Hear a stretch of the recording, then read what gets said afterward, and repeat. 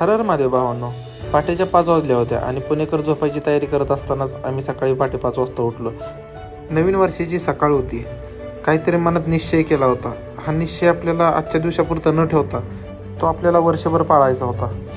मागच्या काही दिवसापूर्वी आपण 75 दिवसाचं हार्ट चॅलेंज चालू केलं होतं. पण आपल्यासाठी रोजचा दिवस हा सारखा नसतो.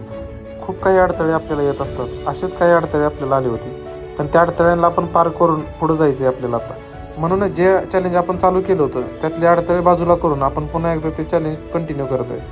अडथळे येतील जातील, पण ह्या अडथळ्यांना मात करून आपल्याला पुढे जायचं असतंय. आयुष्य खूप सुंदर आहे, फक्त ते नीट जगता आलं पाहिजे. त्या जगताना आयुष्यातले काही क्षण आपल्याला व्यस्त आले पाहिजेत नीट.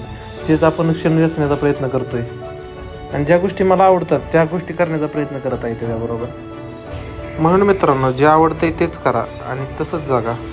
तुम्ही देखील नवीन वर्षाचा काय संकल्प केला हे कमेंट बॉक्समध्ये कमेंट करून सांगा.